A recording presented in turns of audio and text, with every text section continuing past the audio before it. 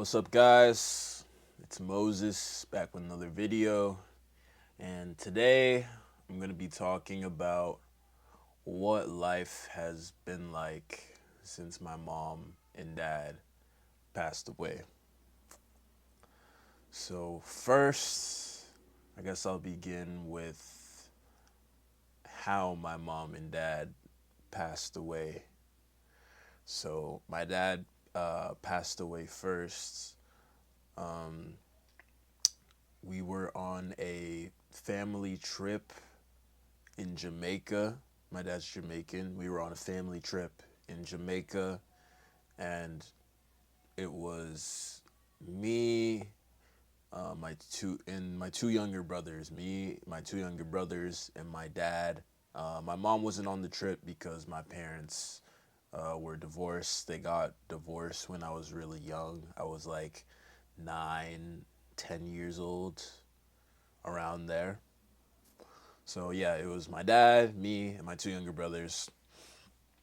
And one day on one of the trips, we had a big family barbecue, and it was pretty much, all my uncles, aunts, cousins, like, well, on my dad's side, like pretty much like the entire family on my dad's side.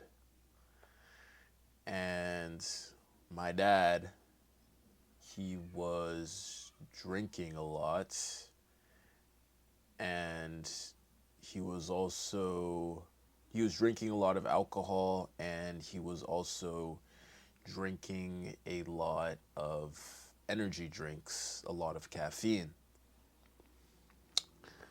And he's like, partying, having a good time, socializing with everyone. And yeah, it was a good barbecue. We had a good time. So fast forward to the next morning, my dad wakes up at like 5 a.m. He wakes me up at like 5 a.m. He's like, Moses, I don't feel so good. Like, I don't feel so good. I'm like, Dad, what's wrong? He's like, Moses, like, I don't feel so good. Like, I feel like I'm dying, Moses. I feel like I'm dying. And I'm like, Dad, what can I do to help? Like, what do you want me to do? Like, do you need like water? Like, I'm trying to like just think of ways I can help him in any way. And he's like, "Oh, Moses, like I feel like I'm dying. I feel like I'm dying." And I asked him like, "Oh, Dad, like what's the emergency number? What's the emergency number?" Um, and then my dad, he just slowly lost consciousness, and he just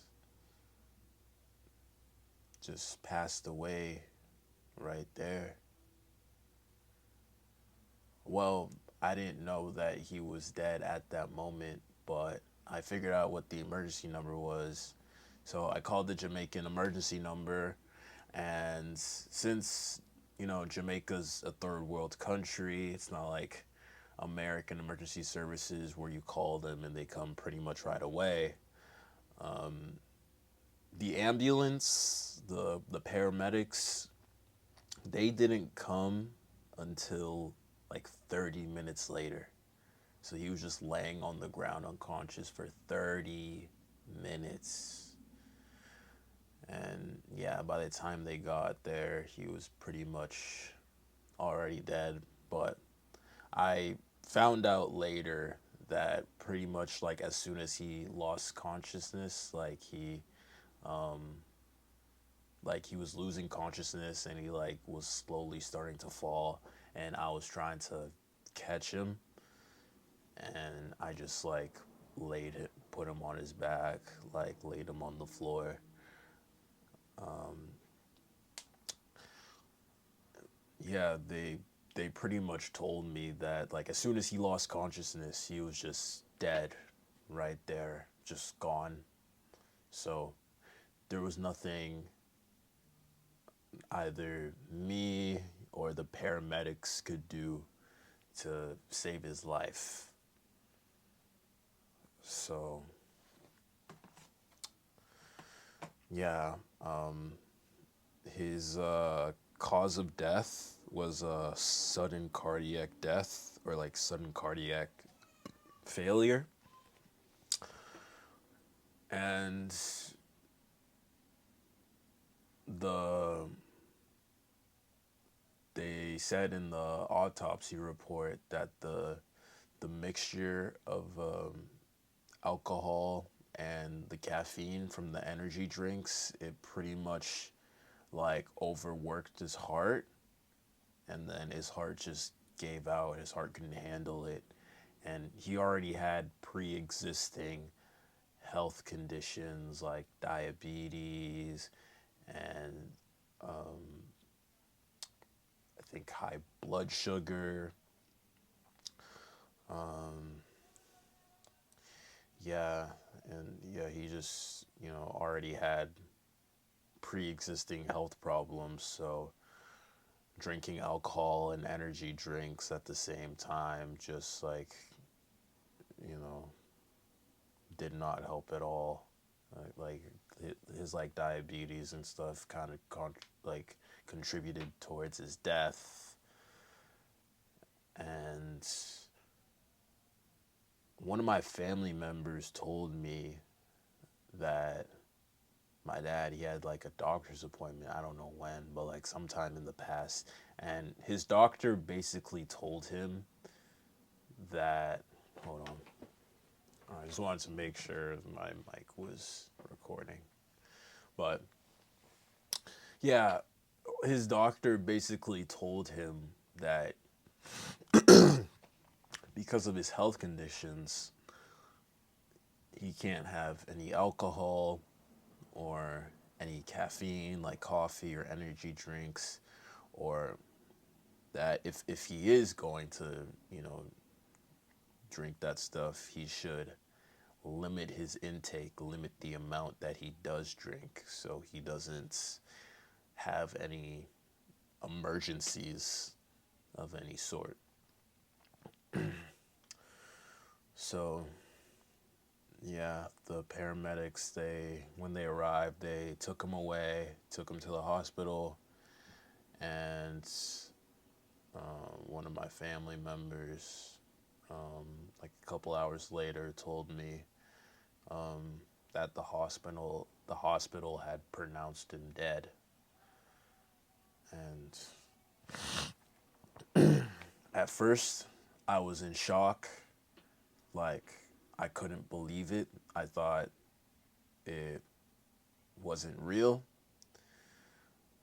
But then, like, later in the day, I just broke down and started crying. I was just like,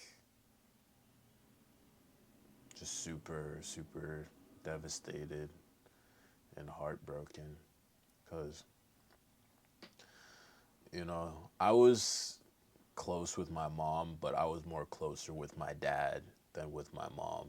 Like, everyone has that parent that they're just closer with, have a better bond, better relationship, and that parent was my dad.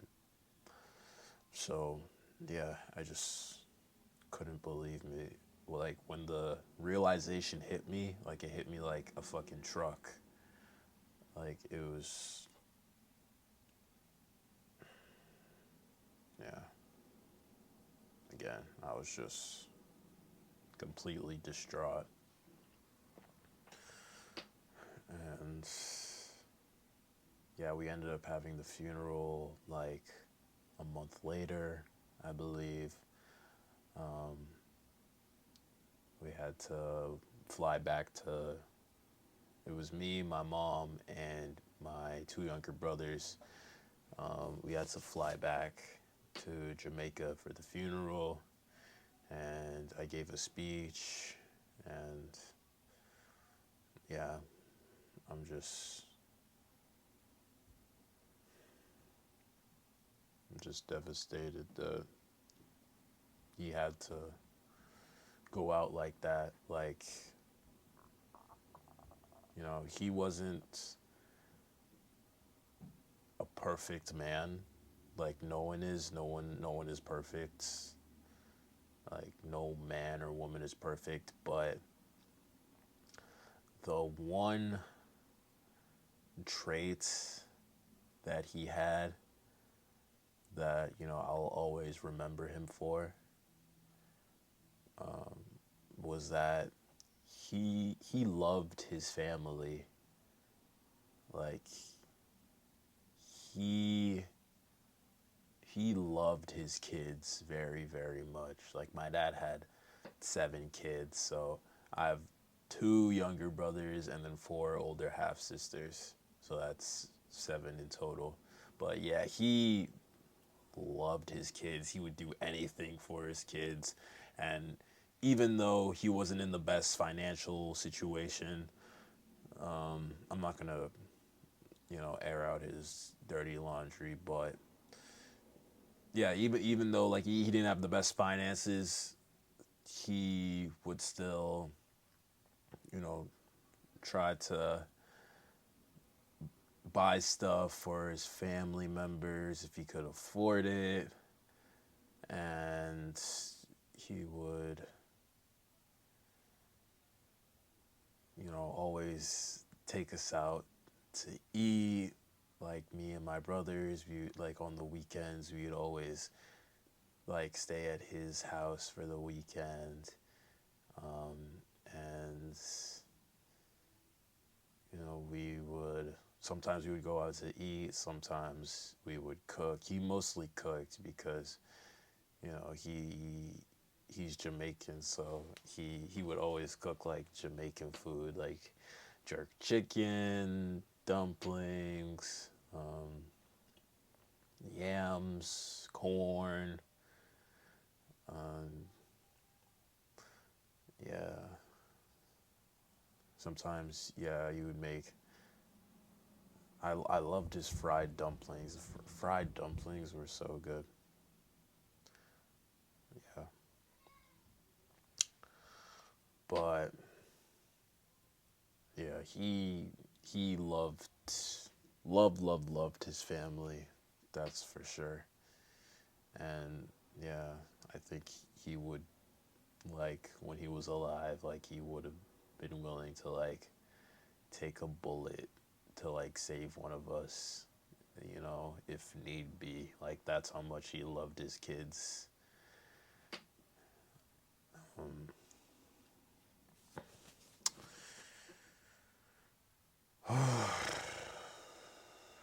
yeah, it has not been easy without him.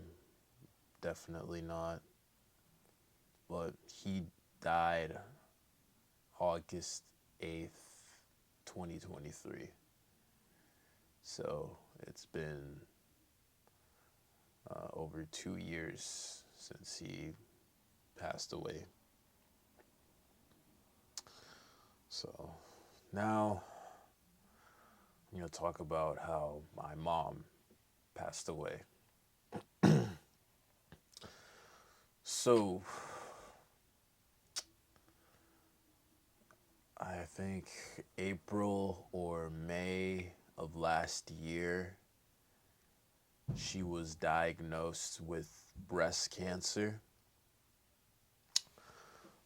Um, and at first, it was just like a small tumor. Um, it was manageable, and the doctors and like the medical staff, they initially had it under control. Um, and yeah, she was like on medication, and it was treatable. Um, yeah, at the time, like her initial diagnosis, it wasn't really anything to be alarmed of. And then as the months went by, it just got progressively worse and worse. Like the cancer, it just started to grow out of control. Like it spread to her brain, it spread to her spine. It was pretty like it spread all over. It was just growing and spreading rapidly all over her body. And she was just like deteriorating right before my eyes. Like she lost a lot of weight. I would say she probably lost like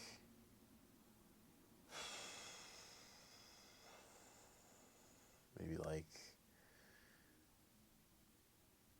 I'd say like 40, 50 pounds. Like she lost a shit ton of weight.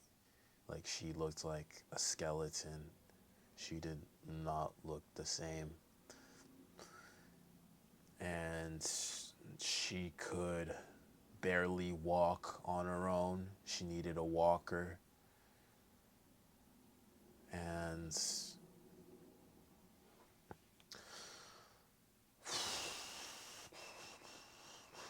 she couldn't really eat that much. Like, she couldn't eat any, like, hard foods or chewy foods. Pretty much the only thing she could mostly eat were, like, soup and crackers and, like, jello. That was, like, 90% of her diet when she was sick. Um,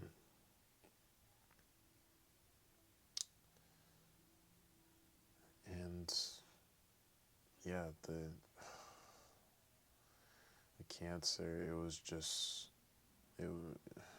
it was just killing her. Like it was bad.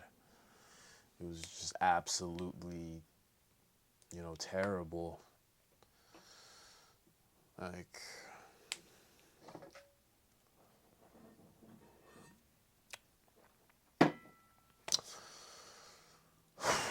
I don't like I don't even know what to say. Like um in October of last year, she was like in and out of the hospital. Um and then like pretty much like all of November she was in the hospital. Um Again, she can barely eat, lost a shit ton of weight. Yeah, she was just like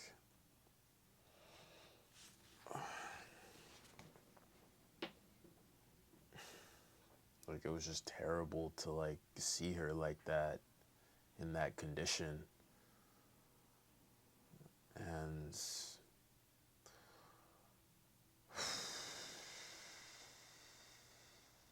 yeah, November 19th, 2024, um, that is when my mom passed away. Um, yeah, her exact cause of death was acute hypoxemic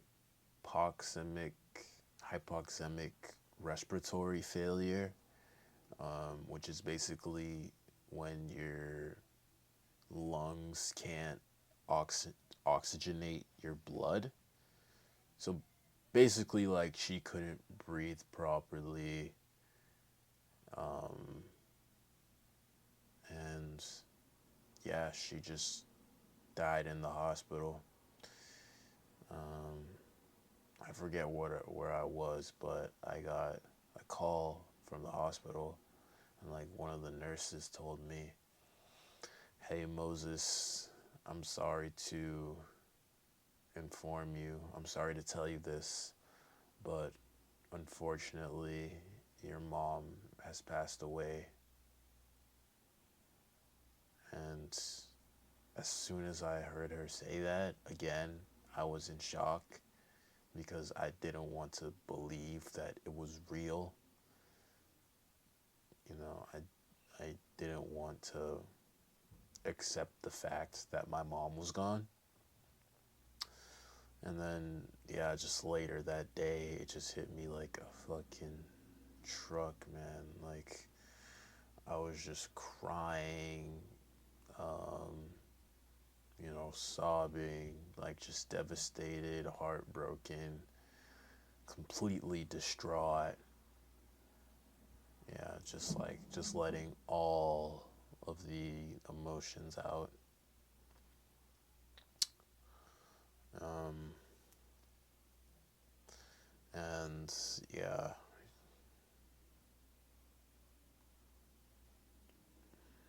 it's just been it's been super difficult without her. I miss both of them, my mom and my dad. I think about them every day.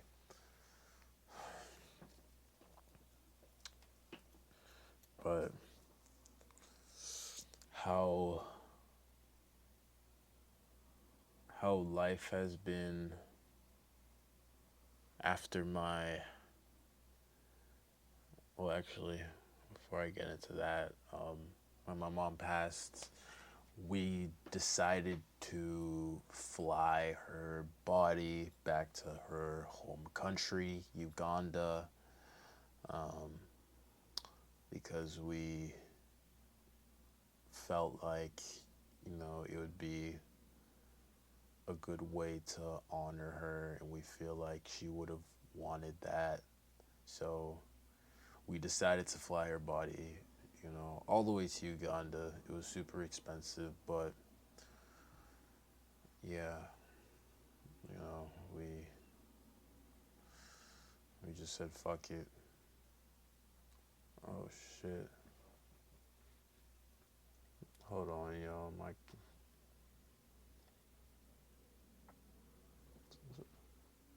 Is my camera overheating? All right, I'm gonna just keep. I think there's like a temperature icon on my viewfinder, so I'm just gonna keep recording. I'm just gonna keep going until my camera turns off, if it turns off. Um, because I guess it's overheating. I don't know, but yeah, I'm just gonna keep going. Um, but yeah, we had two funerals. We had one at the church that my mom went to, that she attended. Gave a speech and everything, and then we had a second funeral in Uganda where the actual burial was going to take place. And then I also gave a speech there as well. So, yeah, that's how my mom passed away. So, let me get into how life has been after both my mom and dad have passed away. So, yeah, being the oldest brother, the oldest of the three boys, you know, two younger brothers, I've had to step up as the the caregiver. Um, I I became the legal guardian of my youngest brother, who's 17. All right, y'all. So my camera overheated and stopped recording. Honestly, I might look into getting a new camera because this camera it overheats after only recording for like not even half an hour, and like that's fucking annoying for videos like this because I'm just, recording like nonstop, like these videos, these type of like real talk videos, they're gonna have like little to no editing, like very minimal editing. Pretty much only when the camera cuts out or I'm like doing a long pause or something. That's the only time I'm gonna like edit, something how like that's the only like edit I'm gonna do. But for the most part, the video, these types of videos are gonna be like mostly unedited. So yeah. But anyways, as I was saying, I've had to step up in my household as the caregiver. I've had to become the legal guardian of both my brothers. I'm the legal guardian of my youngest brother, who's 17, and I'm currently in the process of becoming the legal guardian of my second oldest brother, who's 20. Now, yeah, the hearing is October 1st for that. And you're probably wondering, oh, why does a 20-year-old need a legal guardian? Well, that's because he has autism. Yeah, he's autistic, he's intellectually disabled, and he can't really he's like kind of independent but like can't really take care of himself. He's verbal, he can talk, but some like certain tasks and like everyday tasks, like he's just can't really do without assistance, and he doesn't retain like information, like his memory is not good, he can't really learn things. Yeah, so I'm pretty much gonna have to be his legal guardian for like the rest of his life, pretty much.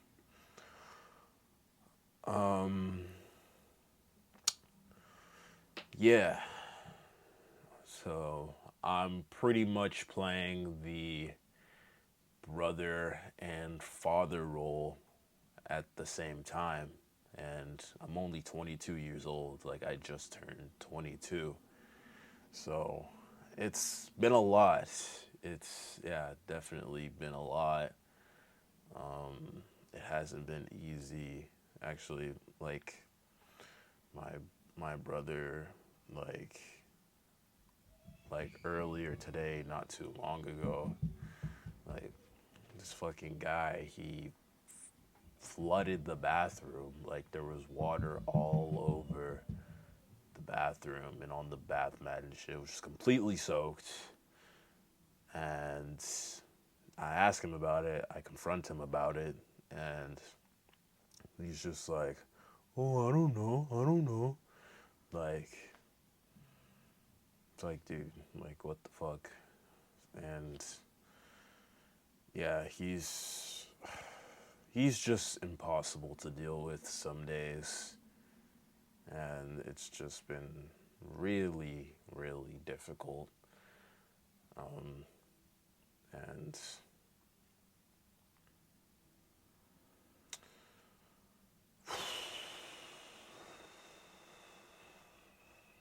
yeah, it's been a lot on my plate.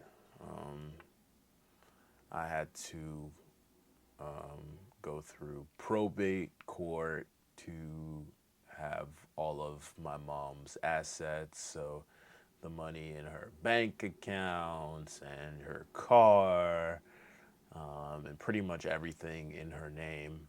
I had to go through probate court to have all of that like transferred over to me so we can like pay bills and um,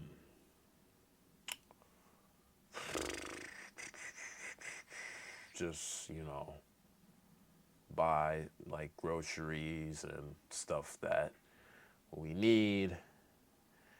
And also, I now have a $445,000 mortgage that I have to take care of, um, because my mom, she bought this house 4 years ago. Um, she didn't want to rent anymore, so she decided to buy a house, and she's gone now. So now it's pretty much up to me to pay the mortgage.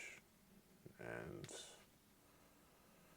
yeah, I mean, we have, like, me and my family, we have money right now, um, to like go towards the mortgage, but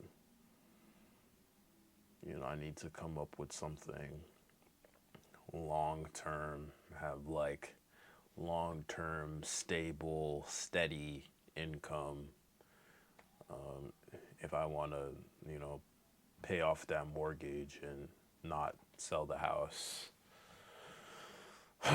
So, yeah, it's just been very, very stressful. Um, and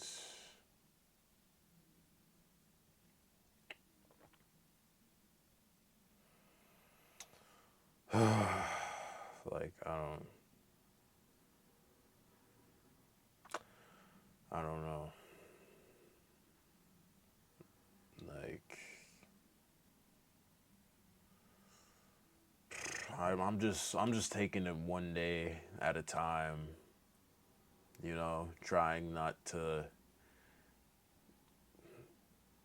stress myself out, overwhelm myself too much, but some days it just feels like, you know, the world is against me, and I don't know, it feels like I can never like catch my breath and just relax and chill and just like breathe for a bit.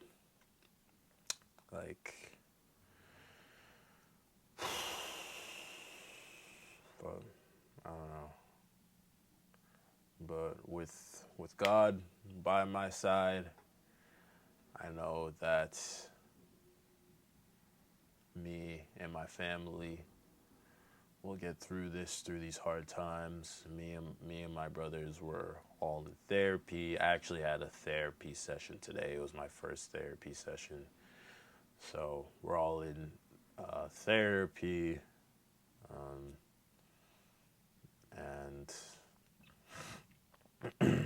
yeah, this whole like situation has been especially hard on my youngest brother. Um, he lost his dad when he was 15, and then his mom when he was 16. So he lost his parents when he was super young. Okay, so someone was calling me, and then I went to answer the phone, and then they just hung up. So I guess they were calling the wrong number. I don't know. But yeah, it's been especially hard on my youngest brother. He lost both his parents when he was still a teenager, and he's just been. I don't want to. I don't want to put too much of his business out there, but he's just been really sad and depressed about the whole, you know, situation. Like he doesn't really have any motivation or drive to really go to school, and just like do what he needs to do. And it's like, I don't know, like I feel like a 22-year-old father because I'm trying to push him to like do what he has to do, and like I want to see him succeed, do good, do great things. But sometimes it's difficult to work with him because like he just has that like, I don't know, that mental block in his head. And yeah, but I mean, but who can blame him really? Again, he lost both his parents before he was a teenager. No, when he was a teenager, I should say before he was an adult. So yeah, it's been hard on all of us. You know, it just still doesn't feel real. Sometimes I have dreams about my parents, like, that they're like still alive and we're all like together, like eating dinner, or I'm at the park with them and we're all just one big happy family. Like, I'll have dreams where it's just me and my mom, I'll have dreams where it's just me and my dad, and then I'll have dreams where it's both of them together. And yeah, in that dream state, it just feels like, like dreams feel so real, they feel like reality. So I think, oh, like my parents are here, like, they're not dead, like they're still with me. And then I wake up and I see, oh, it was just a dream. But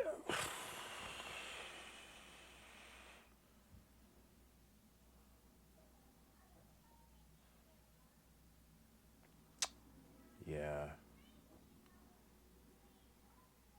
that's pretty much it. Like, mm,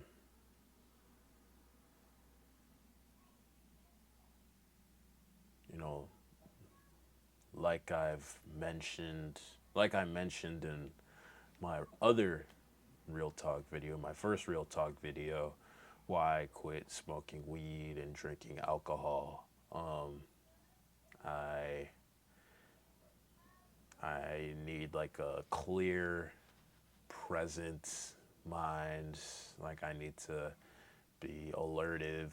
Alertive, is that a word? I need to be alert, attentive, and just have my head on a swivel. I can't just have my head in the clouds and just let time pass by, hoping everything will be all right. Because my family needs me now more than ever.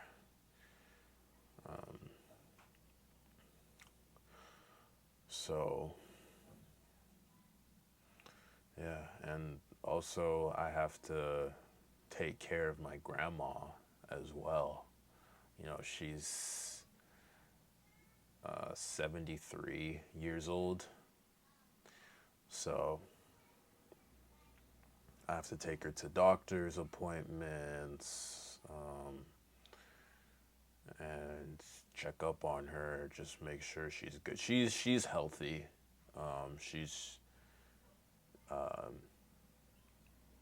like pretty healthy for her age. But just have to make sure she's good. So that's 3 people I'm taking care of at the age of 22, and I don't even have kids yet. So I'm having the experience of having kids before I have kids. Maybe this is like a little test run, a little trial, I guess. I don't know. But I'm trying to think of anything else. That's pretty much it. Um,